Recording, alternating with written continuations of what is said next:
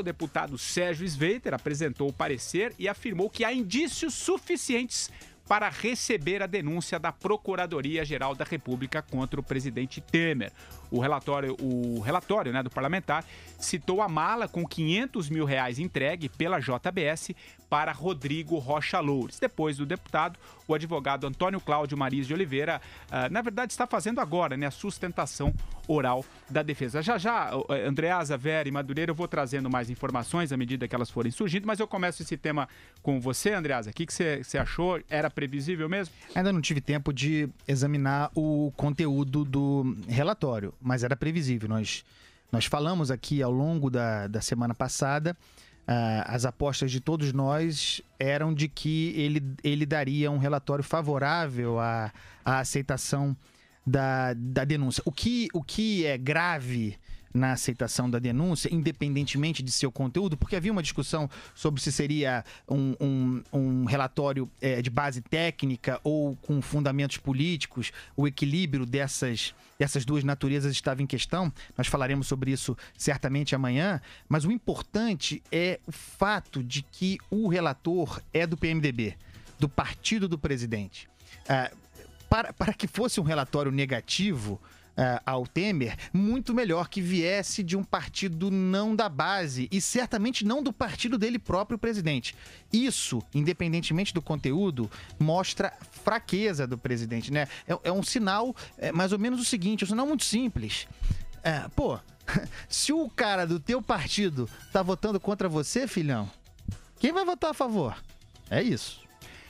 E você, Vera, como é que você recebe esse resultado? Foi bastante educativo assistir o voto do relator, o Patrick, porque você vê que ele se preparou para esse dia como uma espécie de dia da noiva, né? Ele estava emocionado, ele falou ali que se sentiu muito honrado de ter sido escolhido. Ele falou mais vezes isso do que propriamente analisou a denúncia. E quando ele ia chegando ao final, que ele tinha que dar o voto dele, você via que ele estava triste que iam acabar aqueles 5 minutos de fama ali. Então foi muito divertido ver como ele se imbuiu dessa missão e teve o dia da vida dele ali.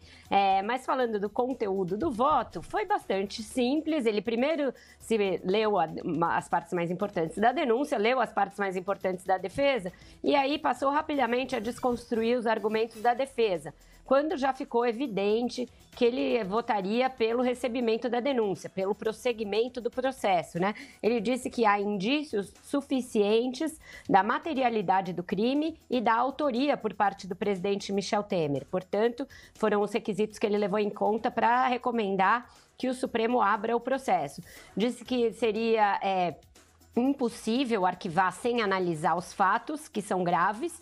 Afirmou que são necessárias oitivas de testemunhas, daí porque também a necessidade de se instaurar um processo na avaliação dele, e disse que a denúncia não é em nenhum momento inepta nem fantasiosa, reconhecendo que havia substância no trabalho do Ministério Público e indícios, como eu já disse, suficientes para se investigar o presidente.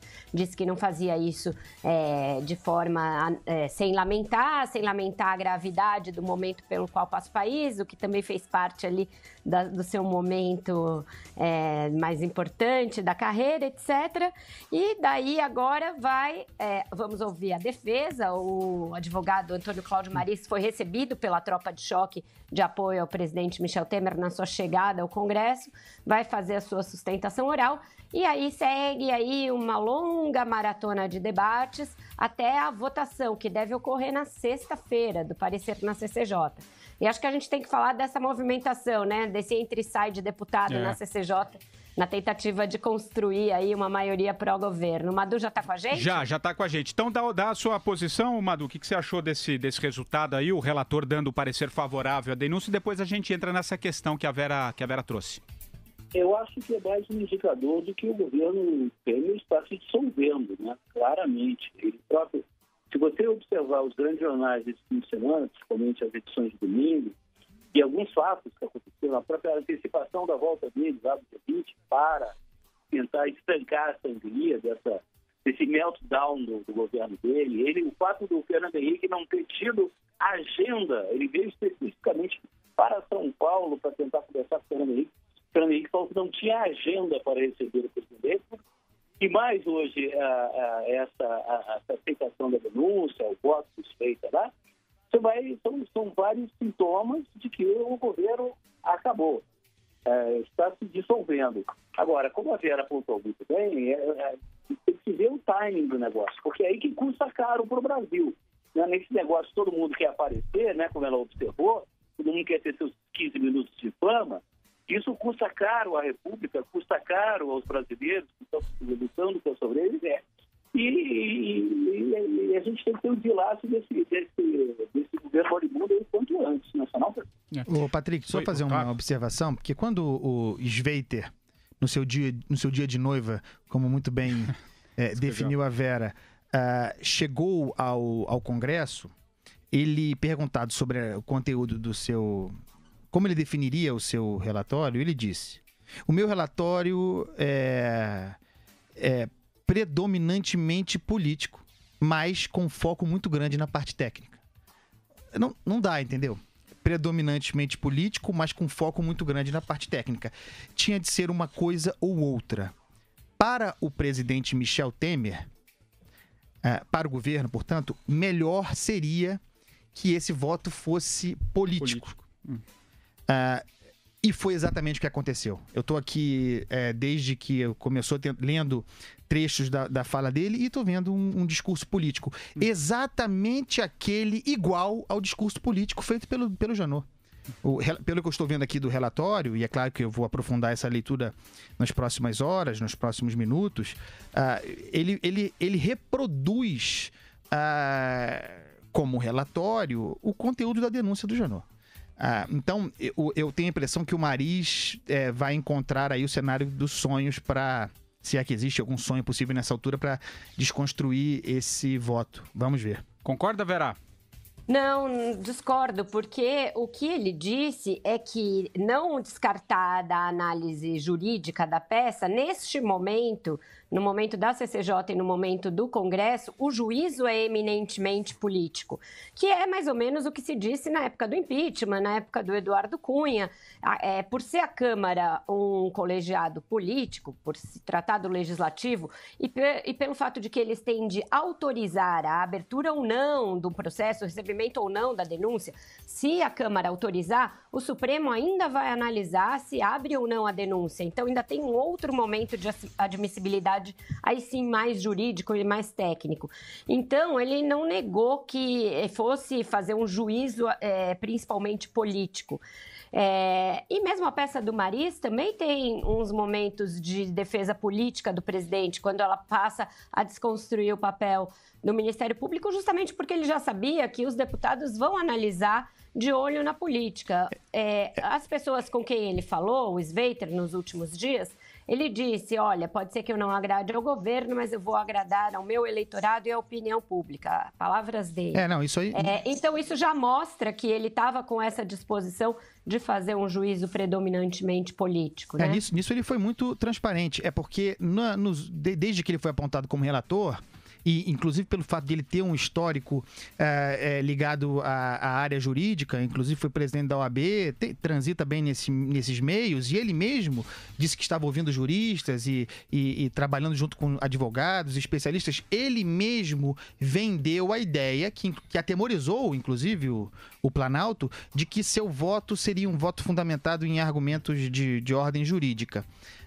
E não foi o que ele fez, concordo com a Vera. Ele apresentou um voto político, jogou para a torcida, véspera de ano eleitoral, e não podemos, Patrick Santos, esquecer de que todos os deputados votarão sob essa mesma pressão do eleitorado, da eleição em 2018. Esse é um grande inimigo do Michel Temer. Aliás, eu já passo a bola para você, Madu. Deixa eu só complementar. Por isso que eu disse que eu discordava, não da análise do Andreasa, com a qual eu concordo. A gente falou a mesma coisa. Eu discordo que esse seja o cenário dos sonhos do Mariz. Foi isso que eu discordei, porque eu acho que o juízo político, neste momento em que o governo está derretendo, como disse o Marcelo Madureira, joga contra a defesa, porque se o juízo for político, o Temer já foi para as cucuias, não é isso, Madu? Ô, Madu, deixa só, eu já passo para você, mas eu tenho um trechinho aqui do voto do relator, o Sérgio Sveiter. Coloca aí, Reginaldo, rapidinho, eu já passo para você, Madu. Na denúncia, há a descrição dos fatos com todas as suas circunstâncias, o que preenche o que consta no artigo 41 do Código de Processo Penal e que torna inviável a sua não autorização. Estão demonstrados na denúncia indícios suficientes de autoria e materialidade do delito, com o preenchimento dos requisitos constantes do artigo acima referido, impondo-se a autorização mormente em face da prevalência nessa fase processual do princípio indúbio pro societá. Tudo nos leva à conclusão de que, no mínimo, sólidos indícios existem da prática delituosa. Os indícios é ótimo. Sólidos indícios, Sólidos indícios é genial. É uma das construções mais fantásticas, Madu. Madu, vai você. Indícios sólidos é uma coisa quase escatológica, né, não, André? É uma obra... É uma expressão oxímora, né? São coisas... Explica aí. Pode dizer que uma coisa ou outra. Ou é sólido ou é indício. Sinais de coliformes fecais do governo, seria isso que ele queria dizer? Não, eu volto, assim, eu gosto sempre de ler os jornais assim, a 1 metro de distância, todos juntos, abro da mesa lá, que é para poder ter um panorama político. E como o Andreasa estava falando, essa coisa ambígua, não, que o relatório ele vai ser jurídico e político. Não, hoje o que a gente está vivendo é uma questão política. A questão política é a seguinte: não existe mais condições de Michel Temer continuar no Palácio Planalto. Então, é necessário que se resolva, né, o quanto antes esse impasse. Esse é o que eu defendi dessa leitura. Só concluindo, o movimento do Michel Temer é buscar uma saída ao mínimo honrosa, né? Para ele, precisa de ter alguma garantia de que sair não vai perder o foro privilegiado, e que eu acho que é o que deve acontecer. O que vai acontecer com a vida dele, né? Se ele vai cair aqui em Curitiba, no juiz Sérgio Moro, aonde é que ele vai cair, o que vai ser feito da vida do Michel Temer. E isso é curioso, porque se houver, por qualquer motivo, o Supremo Tribunal Federal ou os nossos advogados, né, que são muito criativos, arrumarem alguma forma do Temer ter algum tipo de salvaguarda, é óbvio que o ex-presidente Lula vai no vácuo, e a Dilma e etc.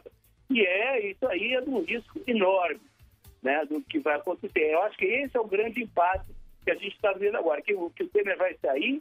Isso aí é questão, é jogo jogado. Agora, precisa saber as circunstâncias que ele vai sair, que ele está negociando, e o que vai ser da vida dele, que com consequências evidentes para outros viciados aí. Madu, é possível, não dá para prever que ele saia. Eu continuo achando que, com base no que há aí, ele não sairá.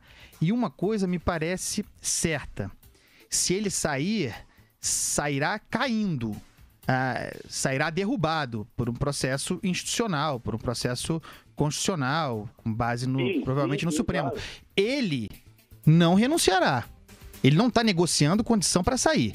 Isso ele não fará. Aliás, ele montou uma operação, viu? Uma operação tentando mudar cargos dentro. Esse assunto que você trouxe, Vera, é muito importante a gente falar logo no começo, porque o PR, por exemplo, protocolou mudança de 4 dos 5 titulares para trazer o voto, né, para o Temer. O Solidariedade já promoveu trocas, assim como o PSD e até o PMDB, que colocou o Carlos Marum como titular. Mas, enfim, eu passo para você e acho que era importante a gente falar dessas mudanças. Não, vamos falar, mas tem um fator que tem que ser levado em conta, porque a simples abertura do processo é como no impeachment, afasta o presidente. Isso.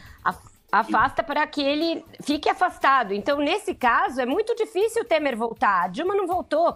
Assim que ela foi afastada, a gente já sabia que ela não voltaria, né? Então, não é assim, não é que vai ter que derrubar. O simples afastamento já equivale a derrubar politicamente. Vera, mas a diferença central, você tem razão, né, na sua visão, a situação dele fica muito difícil, a retomada. Porém, em seguida a decisão, a aceitação da denúncia pela Câmara, não vem o Senado. Que era o que acontecia no caso da Dilma. No caso da Dilma, o processo permanecia no ambiente da política. O Temer, se a Câmara aceitar a denúncia, o processo irá para o Supremo. E aí, claro, nós sabemos aqui, nós falamos sobre isso diariamente. No Supremo nós temos a política correndo solta também, inclusive com os ministros lá legislando monocraticamente sem parar. Mas o fato é que vai para uma esfera jurídica. Essa é a diferença central entre o processo de impeachment... Mas imagina para o país o desgaste do cara sair e voltar. Aí é uma coisa, um bumerangue presidencial. A gente não está preparado para viver isso. Tudo é novo, né? O mercado não está preparado, a economia não está preparada. O cara sair da cadeira, Rodrigo Maia assume, o Supremo arquiva e o sujeito volta. É tudo muito novo. difícil. Eu acho que nós estamos vivendo no Brasil... Eu acho que o cenário hoje mais provável é aquele que você falou. Ainda no plenário, eu acho que ele se segura, porque o cara não precisa votar a favor dele, o deputado. Isso. Ele precisa não ir. É isso. Quer dizer, a gente esquece... Eu acho que o governo ainda tem essa maioria. A gente esquece que o sujeito não precisa votar contra o Temer, não precisa votar, ele basta não comparecer, é outra natureza, mas o fato importante é o seguinte, e a Vera tem falado sobre isso aqui, já falou algumas vezes, nós estamos vivendo uma situação inédita no Brasil. No caso do impeachment, nós já conhecíamos aquela desgraça. Nós já tínhamos um histórico recente de impeachment. Havia um rito. Nesse caso, são páginas novas escritas diariamente. Nós estamos vivendo a história. É a primeira vez que um presidente é denunciado, portanto, a primeira vez em que a Câmara tem que decidir sobre a continuidade de um processo. E, eu não tenho dúvida, tudo que o Supremo não quer é ter que matar isso no peito, é ter que resolver esse problema.